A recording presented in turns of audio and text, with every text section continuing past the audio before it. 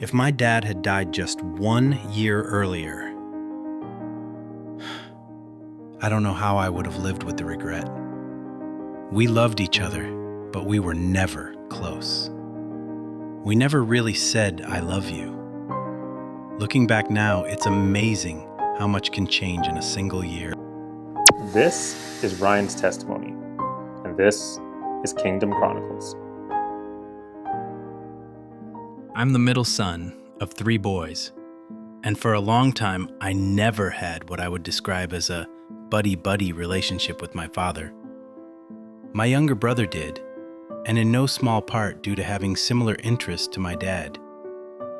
My dad and I loved each other, but I don't think we ever verbally said so to each other. It was a relationship where it had a, if you get hurt, walk it off type mentality. I eventually stopped going to church and moved out when I joined the Army. From 20 years old till 29 years old, I lived a very worldly life while still hypocritically referring to myself as a Christian. I got in a horrible breakup with my fiancée when I was 30, and it destroyed me. I thank the Lord that it happened, because He called me to Him after that. It's worth everything. So as I was new to the faith, I decided to move back home for a while in order to save up for a house, because saving up for the down payment was hard while paying a high apartment rent. That very same day that I moved back, I received a letter from the Veterans Affairs saying that they reduced my medical disability from Army from $2,700 to about $700 a month. I don't believe that was a coincidence. So I was going back to church, reading, praying, and everything was different compared to when I was a kid, when I felt forced to go to church. It was a pleasure now. Before I was a real Christian, I wasn't buddy-buddy with Dad because we didn't have much in common, if anything. Now, my relationship with my dad felt different. I liked to talk to him about the Word. I enjoyed spending more time with him now. He also is what I would refer to as my coffee buddy, because he was the only one I knew who had as much interest in coffee as I did. One day, I felt led to walk up to my parents while they were in the room and said, more or less, "I just wanted to let you guys know that I love you." I think it caught both of them by surprise. My mom said that they loved me too, and because I didn't want anyone to feel awkward, I went to another room. My mom said that my dad asked her, "What's wrong with that boy?"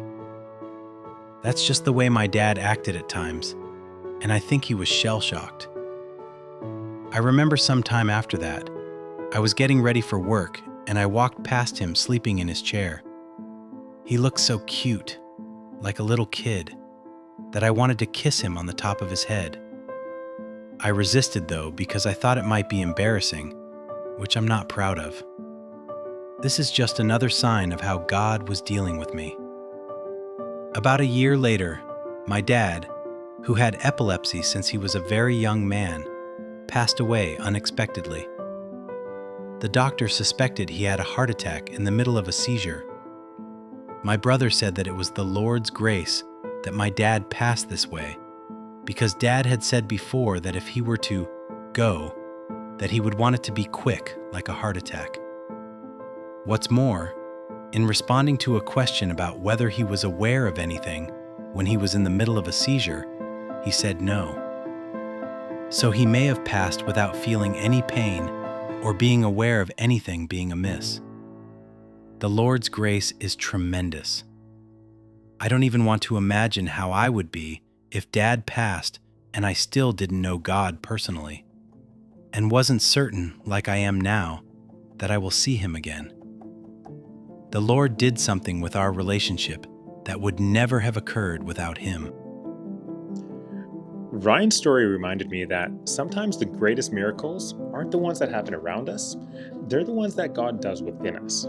Now, before Ryan came back to Christ, he and his father, they did love each other, but there was always some kind of distance between them.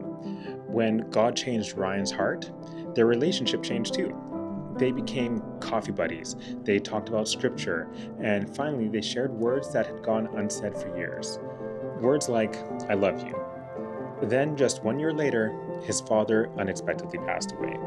There was no way Ryan could have known how much those ordinary moments would one day mean. His story really made me stop and think about my own relationship with my dad.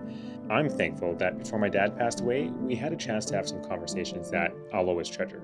We talked about life, faith, family, and those really are memories that I'll carry with me for the rest of my life. Now, of course, there'll always be questions I never thought to ask and moments that I wish I could see, like him playing with his grandkids. And there's even things that I wish we had more time to say. But that's probably true for most of us. The reality is that none of us really knows how much time we have left to share with the people that we love. So if this testimony encourages you to do just one thing, let it be this. Don't put off the conversations that matter. Call your mom, call your dad, invite them for coffee, ask about their life. Tell them you love them. Those ordinary moments may one day become your most treasured memories. And if you've already lost someone that you love, I hope Ryan's testimony reminds you that grief and hope, they can exist together.